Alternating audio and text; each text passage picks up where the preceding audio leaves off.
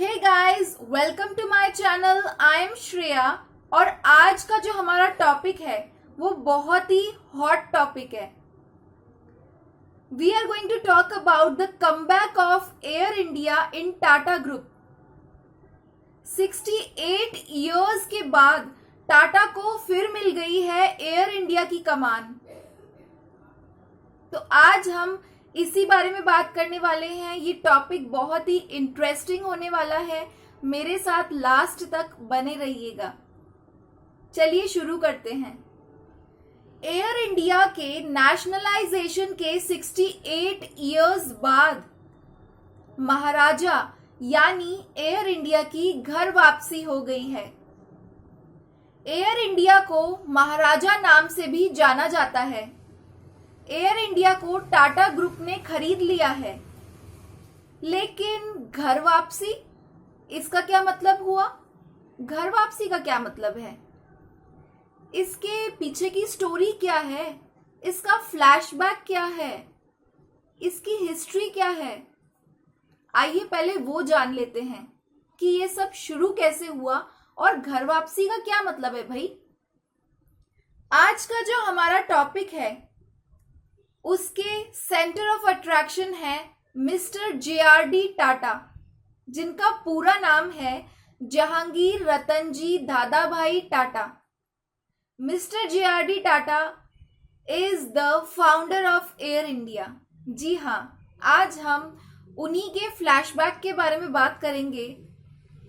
अब तो आपको अंदाजा लग ही गया होगा कि वो फाउंडर थे एयर इंडिया के, तो इसका मतलब बीच में एयर इंडिया उनके हाथ से छूट गई थी, लेकिन अब वापस मिल गई है। लेकिन अनफॉर्चुनेटली मिस्टर JRD टाटा तो अब हम सबके बीच में है नहीं, लेकिन टाटा ग्रुप के लिए ये एक बहुत ही बड़ी खुशखबरी है कि उनकी एयर इंडिया उन्हें वापस मिल चुकी है।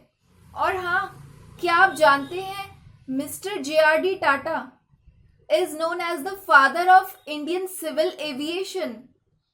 तो आज हम जानते हैं कि उनका ये जो सफर था एयर इंडिया का वो कैसे शुरू हुआ। जब मिस्टर JRD टाटा 15 साल के थे तो उन्होंने 1919 में शौकिया पहली बार एरोप्लेन उड़ाया था। उनकी उस पहली उड़ान से अब तक का सफर हम डिस्कस करेंगे। इसी शौक के चलते उन्होंने 28 साल की एज में 2 लाख रुपीस से अप्रैल 1932 में टाटा एयरलाइंस स्टैब्लिश करी। अर्ली स्टेज में मिस्टर JRD टाटा एयरलाइंस को मुंबई में जुहू के पास मिट्टी के मकान से ऑपरेट किया करते थे। जुहू के पास एक मैदान को रनवे के रूप में यूज किया जाता था। बारिश में वहां पानी भर जाता था। ऐसे में मिस्टर JRD टाटा प्लेन्स को पुणे से ऑपरेट किया करते थे। उनके पास 2 छोटे सिंगल इंजन वाले प्लेन्स, 2 पायलट और 3 मैकेनिक हुआ करते थे। On October 15, 1932 mister JRD Tata piloted the first ever professional flight of the Tata Air Services from Karachi through Ahmedabad to Mumbai। इस फ्लाइट में केवल 25 किलो चिट्ठियां थी। जी हाँ, ट्रैवलर्स नहीं थे, पैसेंजर्स नहीं थे इस फ्लाइट में, सिर्फ चिट्ठियां थी जो लंदन से राजसी विमान इंपीरियल एयरवेज से कराची आई थी। चलिए अब जानते हैं कि मिस्टर JRD टाटा का पहला बिजनेस ईयर कैसा रहा। इस्टेब्लिशमेंट के 1 साल बाद 1933 में टाटा एयरलाइंस ने 155 ट्रैवलर्स एंड 11 टन डाक की ढुलाई की। उस वक्त की ब्रिटिश गवर्नमेंट ने टाटा को कोई फाइनेंशियल हेल्प नहीं दी। सिर्फ चिट्ठियां लाने और ले जाने पर हर चिट्ठी पर उन्हें 4 आने मिलते थे। दैट्स इट, ओनली 4 आने। इन 1946 Tata Airlines became a public limited company under the name air India. Airlines ने अपना नाम एयर इंडिया रख लिया और पब्लिक लिमिटेड बन गई।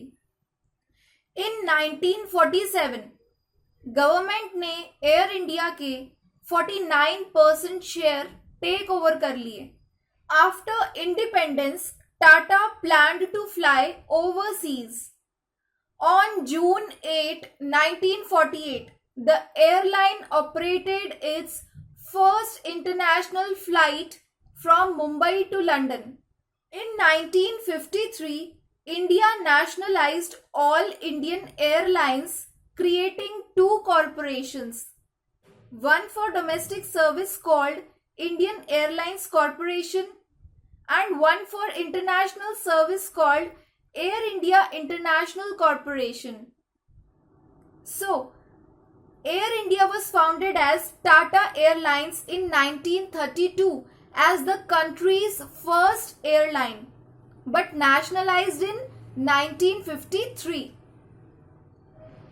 On 21st February 1960, Air India was tagged as the first Asian airline that had introduced a jet aircraft in its fleet, as it launched its first Boeing 70742. Further, on 11 June 1962, Air India was known as the world's first all-jet airline. 1970 में Singapore airlines ने flight service से लेकर operation तक सब कुछ air India से सीखा था और वो आज वर्ल्ड की बेस्ट एयरलाइंस में से एक है। 1 जनवरी 1978 को एयर इंडिया का बोइंग 747 मुंबई के सी शोर पर गिरा। It crashes into the sea, killing 213 travelers along with the group of pilots. In February 1978, Mr. J.R.D. Tata was removed by PM Morarji Desai government as chairman of Air India.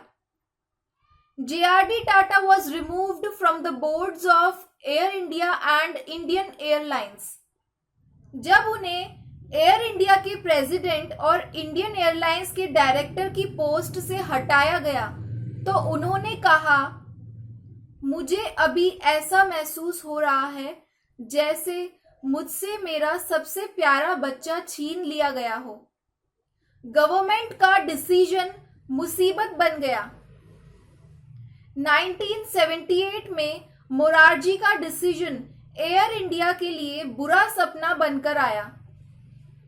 Government के mismanagement ने world की one of the best airlines को अपने घुटनों पर ला दिया।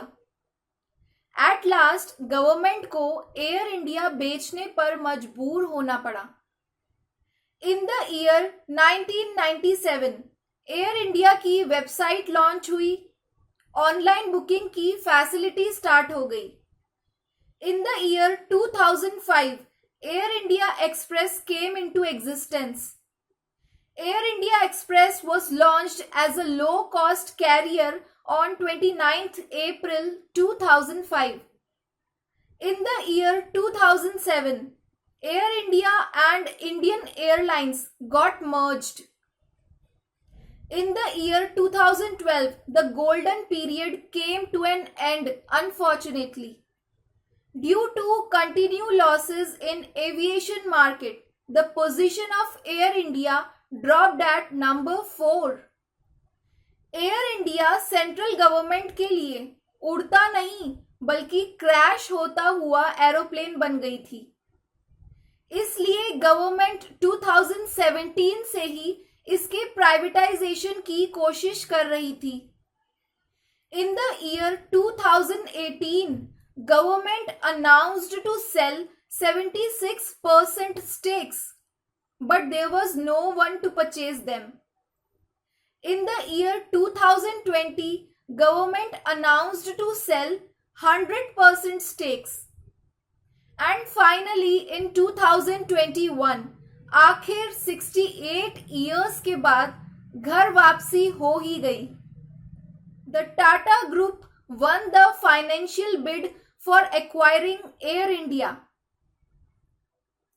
The Tata Group had quoted a winning bid of rupees 18,000 crore for acquiring Air India. Air India पर अगस्त 2021 तक 61,562 करोड़ रुपीस का कर्ज था. The government aims to hand over the airline to the Tata Group by December 2021. Air India will return to its founder Tata Group nearly 7 decades after it was nationalized. Now, after Indigo, Tata Aviation has become the second biggest company in the market. Tata के पास aviation की 3 कंपनियां हो चुकी हैं, air India, air Asia and Vistara, और इन तीनों को मिलाकर 24% मार्केट पर कब्जा हो गया है. So guys, that's all for this video. I hope you liked today's video and found it to be helpful. If yes, then please show me your support by giving this video a big thumbs up and do subscribe to my channel. Don't forget to share my videos among your family and friends. इसी तरह के और भी interesting and amazing videos मैं आप लोगों तक लाती रहूंगी. Wish you all the very best and thank you so much for watching.